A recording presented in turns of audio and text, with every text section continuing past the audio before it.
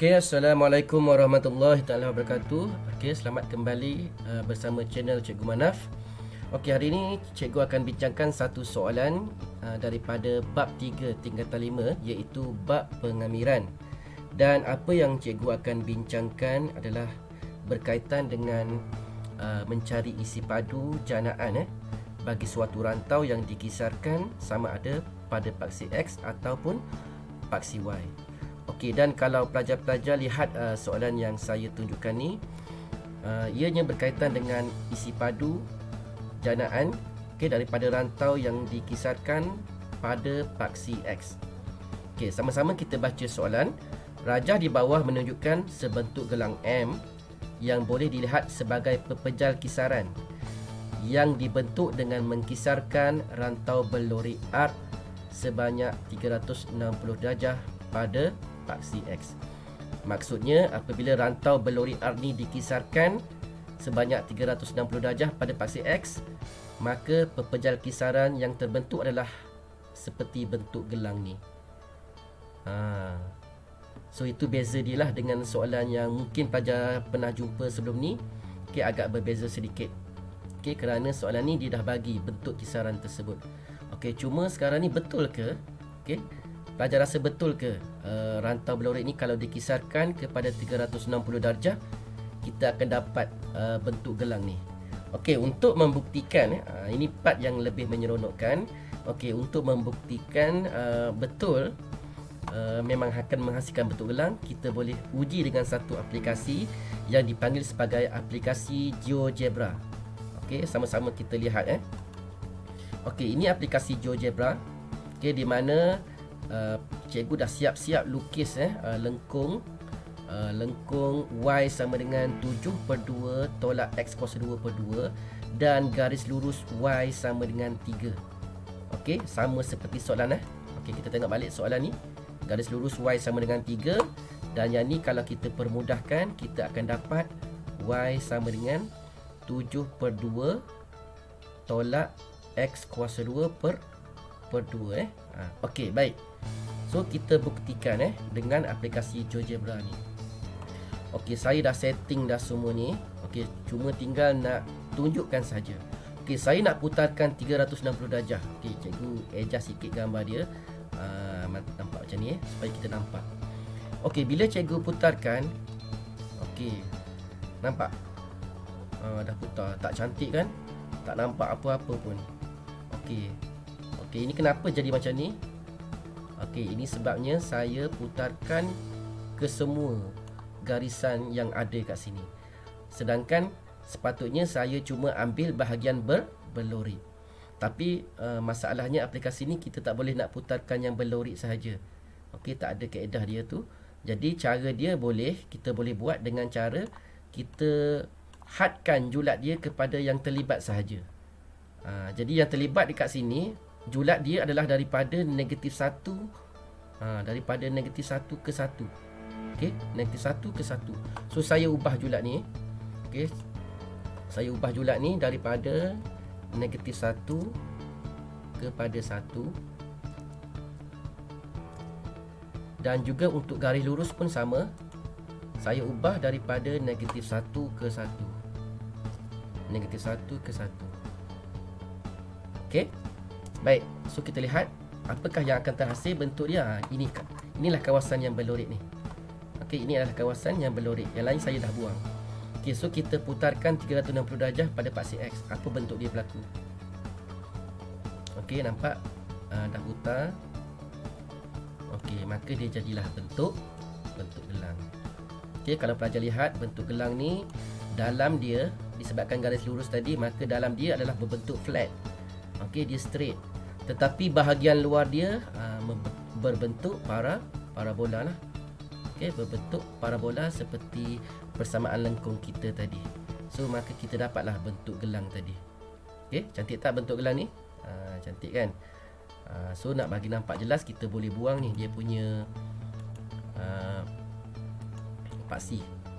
Kita kosongkan. Nampak gelang sahajalah. Okey, so gelang ni dia ada isi padu lah.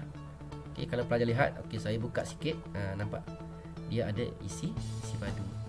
Ni kawasan ni adalah kawasan isi padu yang kita boleh carilah keseluruhan dia.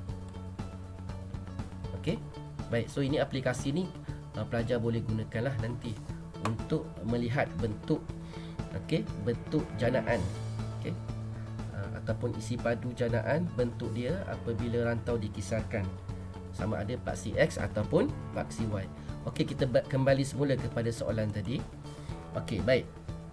Jadi kelas, untuk mencari isi padu, pelajar rasanya tiada masalah untuk mencari isi padu gelang M.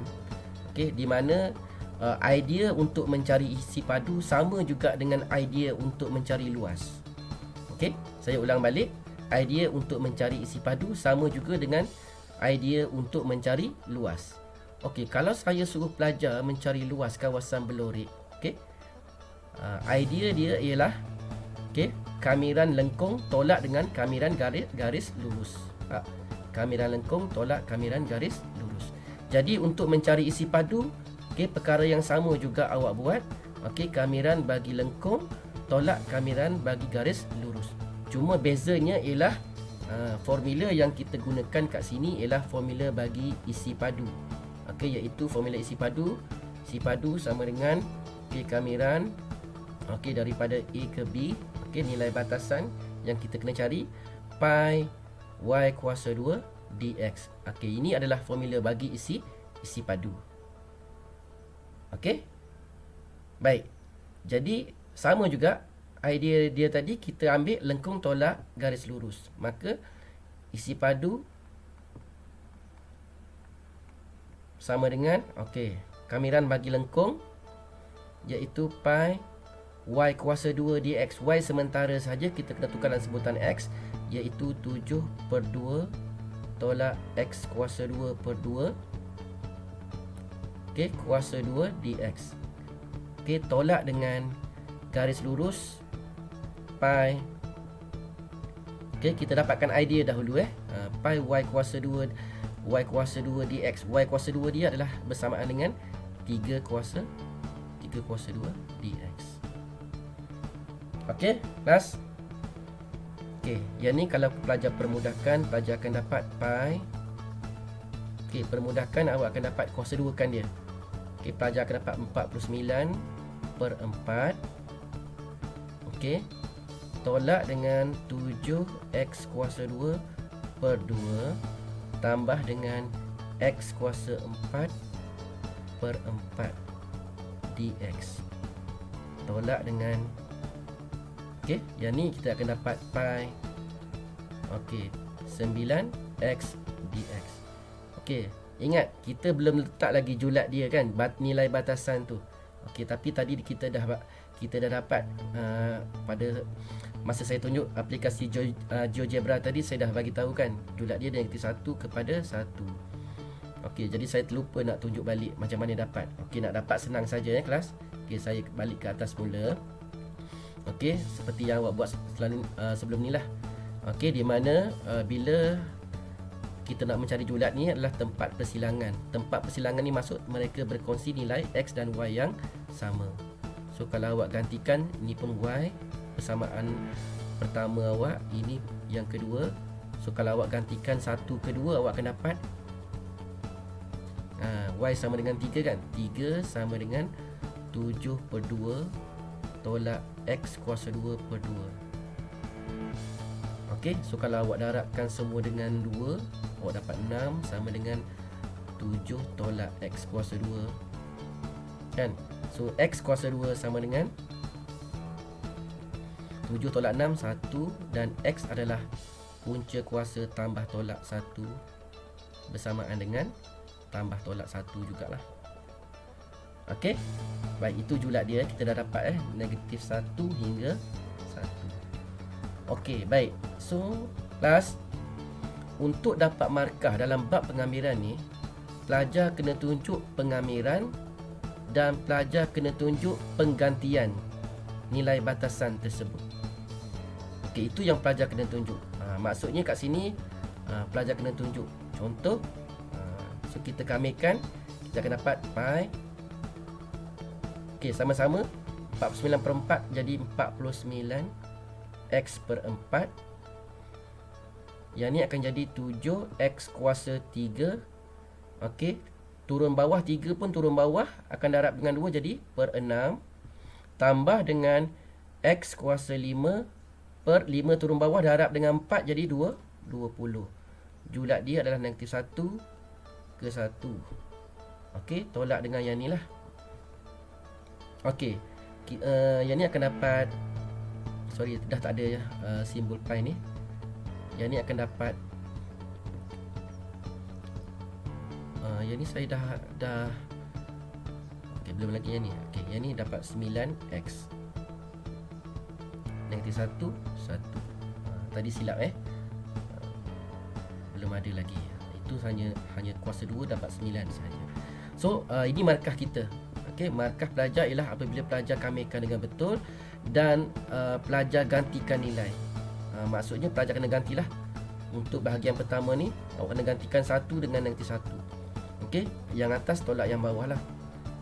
Okey, so sekarang ni cikgu nak save masa, cikgu tunjuk guna kalkulator terus Okey, so yang ni pelajar tengok. Okey, saya guna kalkulator terus. Cikgu ambil yang ni.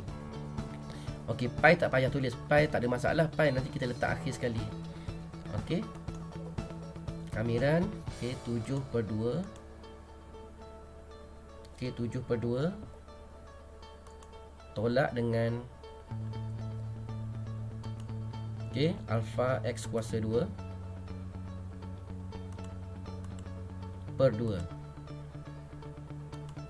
Okey, lupa saya nak letak tadi kurungan sebab dia ada kuasa 2 kat kuasa 2 kita kena letak kuasa 2 lah, kurungan lah. Okey, sini satu kurungan, sini pun satu kurungan. Okey. Dan kuasa 2 kan. Okey, julat dia daripada negatif 1 ke 1. Okey, so kita akan dapat sama dengan, okey, ini jawapan dia. Okey, yang ni saya akan dapat. Okey, pelajar kalkulator ni hanya untuk cek saja. Pelajar kena ganti nilai dulu Pelajar kena ganti nilai dulu. Lepas tu nak kira dengan kalkulator boleh. Tapi yang penting kena ganti nilai dulu. Sekarang saya tak ganti nilai saya terus pergi. So ada satu step yang saya tinggal lah kat sini. So step yang ni awak kena ganti gantikan nilai. Gantikan batasan tu.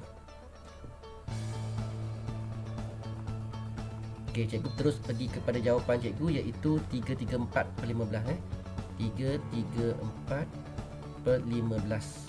Okey, pi. Okey, dan yang ni mudah saja.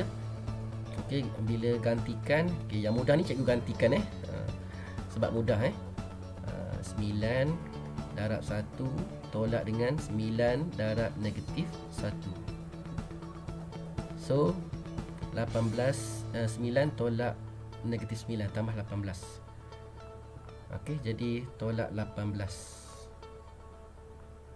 Tolak 18 pi Okey, so berapa dapat? Okey, cuba kita sama-sama kira. 334/15 tolak 18 pi sama dengan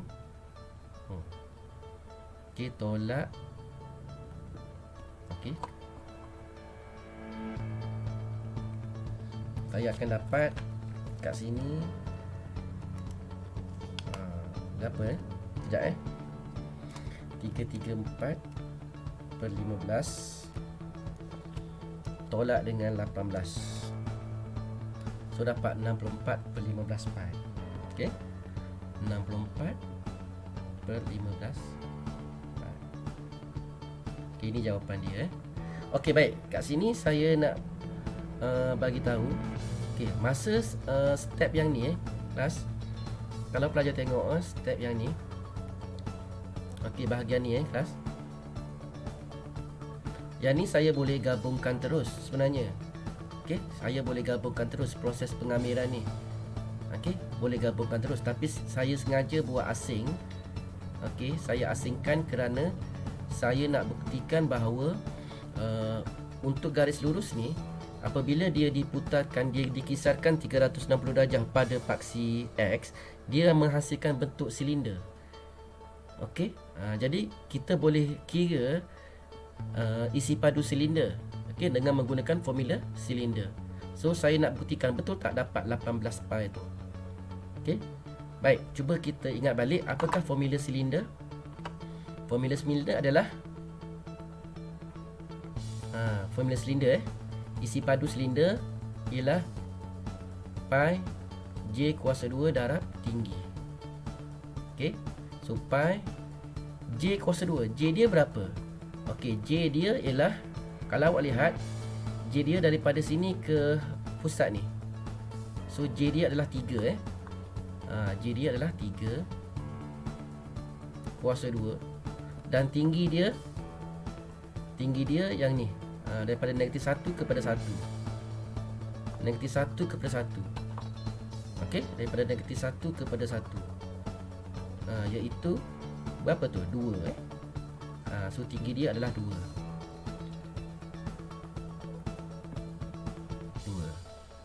So kat sini pi J kuasa 2 darab tinggi. Ini 1. Okey, so kita akan dapat 9 pi.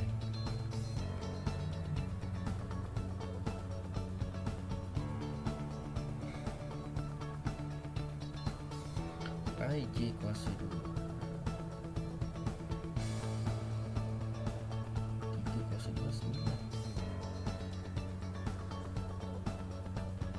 darab tinggi. Okey, 18 lah.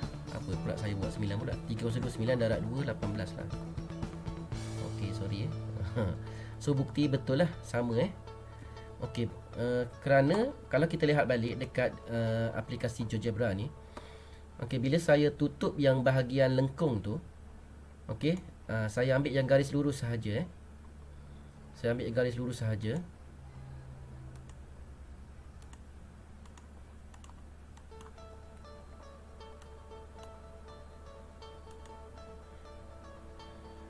Okey, kalau saya ambil garis lurus saja, nampak dia menghasilkan bentuk silinder. Ni.